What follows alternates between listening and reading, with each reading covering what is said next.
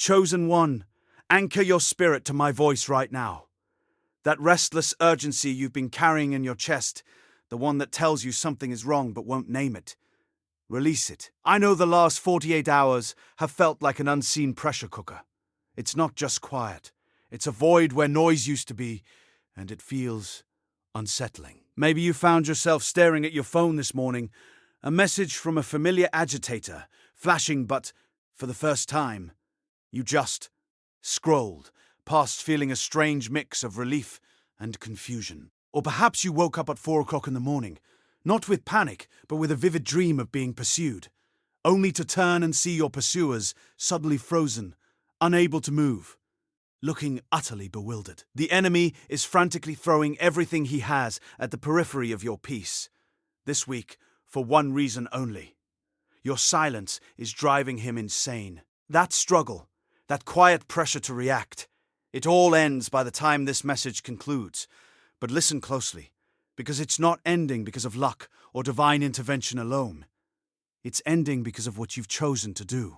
Think back to that moment yesterday, or even just a few hours ago, when you wanted to engage, when every fiber of your being screamed to respond to the provocation, but you held your tongue. You thought you were being weak, or perhaps just too tired to fight. You didn't know it then, but that specific moment of choosing silence, that restraint, was the spiritual equivalent of cutting the wires to their entire operation. You didn't lose ground. You took a strategic hill. You did not stumble upon this transmission by accident. The algorithm didn't just suggest this. The divine hand of the Most High brought you here. This is a prophetic assignment, a scheduled encounter designed to arm you with the truth that disarms your enemy. In the next few minutes, I'm going to expose the exact panic they're experiencing because of your new posture. I'm going to show you how your silence isn't just a response. It's a spiritual weapon that seals their defeat. And at the end, I'm going to give you the declaration that locks in this new season of unshakable peace. Do not scroll past this. The version of you that's been begging for release from the constant cycle of reaction. This is the moment they've been waiting for. If you leave now, you risk re-engaging a warfare that has just been disarmed. My name is Zerachiel. I've spent years studying the hidden patterns of the spirit realm. The warfare, the awakening, the weapons most people are never taught to use. And I've walked over 10,000 chosen ones through their moment of breakthrough. If this is your first time here, subscribe and hit the notification bell right now. Not because I need the numbers, but because the next message I release might be the one that was written specifically for the war you're fighting tomorrow. You feel like you're in a strange, quiet waiting room, a place where the familiar chaos has died down, but a new anxiety has risen. And in this unfamiliar space, the enemy has started whispering a very specific lie. Listen closely to your thoughts. He's telling you that your silence, your refusal to engage, is actually a sign of weakness, of fear, or even apathy. He's replaying moments from this week, when you walked away from the argument, when you deleted the comment, when you just turned off your phone instead of responding. He's telling you that you've missed your chance to stand up for yourself, that you've allowed them to get away with it, and that this quiet means you've given up control. But I need you to hear what the divine truth actually says about this powerful posture you've taken. Psalm 46 verse 10 declares, "Be still and know that I am God. I will be exalted among the nations. I will be exalted in the earth." Listen to that declaration. Be still. It's not a suggestion. It's a command. And within that stillness, there is a knowing that God is in control. The enemy wants you to believe your stillness is surrender to them. But the truth is, your stillness is your surrender to the Most High. It's an act of worship that activates divine intervention. The quiet you're experiencing is not the sound of defeat. It's the sound of the enemy's plans collapsing on themselves, because their triggers no longer work on you. You think your silence was a void they filled with victory. But let me reframe your reality right now. Your silence was a strategic withdrawal from their battlefield, leaving them stranded, confused, and utterly disarmed. You're not losing control. You're claiming an entirely new level of spiritual authority. Hit the like button if you feel this message arrived at the right time. Drop a comment below. What's one moment this week where you stayed silent instead of reacting? And now you're wondering if it was strength or weakness. And this is precisely why they're in a full-blown panic.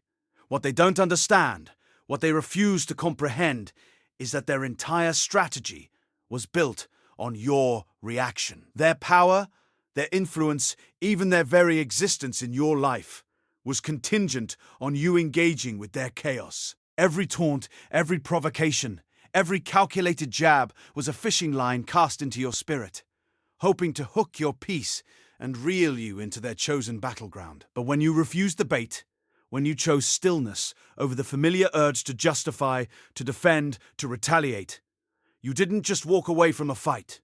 You pulled the very ground out from under them. You see, the enemy thrives in noise and confusion, in the emotional static of conflict.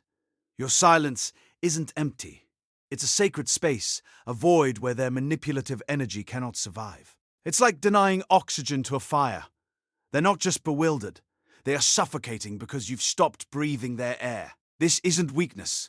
This is a profound act of spiritual discernment, an act that declares you will no longer lend your energy, your focus, or your destiny to their narrative. What you just heard wasn't entertainment. It was confirmation. And if you're ready to go deeper, the Chosen One's mantle will show you exactly why God separated you before birth, why the attacks came so early, and what He's unlocking in this season. Code by code, until you're walking the life He already wrote over you. The link is waiting in the first pinned comment, but not for long. This powerful shift, this choice to disengage, inaugurates a new era in your spiritual warfare. You're no longer fighting their war, you're inviting the divine into yours. Think of the story of David facing Goliath. Goliath expected a warrior who would meet him in hand-to-hand combat, exchanging blows on his terms. But David didn't pick up a sword. He picked up 5 smooth stones, transforming the very nature of the battle. Your silence is your sling and stone, shifting the fight from a physical or emotional brawl to a spiritual intervention, where heaven fights on your behalf. And this leads us to something most people miss entirely. The enemy's sustenance is your attention. They feed on your emotional responses, on the energy you pour into anger, frustration, and doubt. When Jesus stood silent before Pilate, even Pilate marveled at his refusal to engage in the political theater, to explain himself, to justify his existence. That silence wasn't weakness. It was a denial of energy to an authority that sought to diminish him. Your non-reaction doesn't just disarm them. It starves them of the very fuel they need to continue their assault against your peace. Now, once you understand that, you're ready for this. Your silence creates a sanctuary for divine downloads. The prophet Elijah, after his great triumph, found God not in the powerful wind, the earthquake, or the fire, but in a still, small voice. In the absence of external clamor, the internal frequency of heaven becomes audible. You stopped engaging them so you could start listening to Him. This quiet isn't a sign of missing out. It's an invitation to lean in and receive the strategy that was always meant for you. Coming up next, we'll uncover the unexpected truth about what their panic is actually revealing, about their true intentions. This brings us to the real turning point. The enemy's frantic, increasingly desperate attempts to provoke you now aren't just about making you react. They are revealing the hidden fragility of their entire structure. Their panic isn't just about losing control over you. It's about their own insecurity being laid bare. It's like the moment Pharaoh's heart hardened, not just because he refused to let Israel go, but because he couldn't comprehend a God who didn't fight on human terms. Your stillness exposes the limits of their power and their desperate need to pull you back into a system they can control. And yet, there's something beneath even that. What most people don't realize is that your refusal to give them your reaction triggers a spiritual law of reciprocation. When you withhold your energy, they don't just lose power, they begin to lose themselves. Their attacks boomerang back onto them because there's no resistance for them to push against. Think of Samson's hair, his strength. The moment he surrendered what made him mighty, his enemies gained power. Conversely, when you refuse to surrender your peace, your enemies are forced to contend with their own inherent weakness. Coming up, why this entire battle was never about their strength, but about you reclaiming yours. This is where the real transformation begins. Your silence isn't just a tactic, it's an act of profound faith. It's a declaration that you trust God to fight battles you no longer need to engage. The armies of Jehoshaphat stood still, not fighting, as God turned their enemies against each other. Your stillness is not passive. It's an active posture of trust, a spiritual hands-off signal to the universe, inviting divine intervention where human effort has failed. You're not saying, "I give up." You're saying, "I let God." And once that clicks, everything shifts. The enemy's need for your reaction is fundamentally tied to their own need for validation. They need your anger to confirm their power, your fear to confirm their threat, your pain to confirm their victory. But when you withhold that validation, you dismantle the false identity they've tried to impose upon you and upon themselves. They thought they were the puppeteers. Your silence reveals they were merely projections in your own spiritual mirror, reflecting back the unresolved parts of your own being that craved conflict. But here's where it goes deeper. This new posture of strategic silence doesn't just disarm them externally.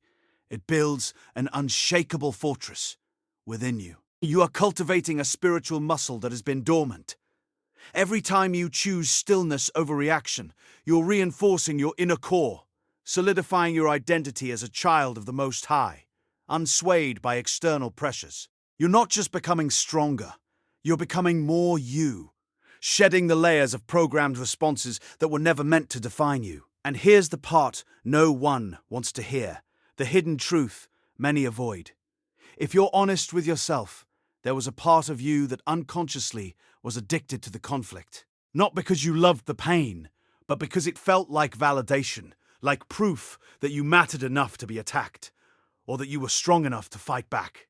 Like King Saul, who, consumed by jealousy, repeatedly chased David in an escalating cycle of conflict, seeking to assert his authority, only to find himself more and more isolated and tormented. Your past reactions, while seemingly defensive, were often an unwitting participation in their game, a spiritual form of codependency, where your worth was measured by the intensity of the battle. This brings us to the deeper, more unsettling revelation. Your reaction wasn't just not helping. It was an act of spiritual entanglement. It tied your energy to theirs, their destiny to yours.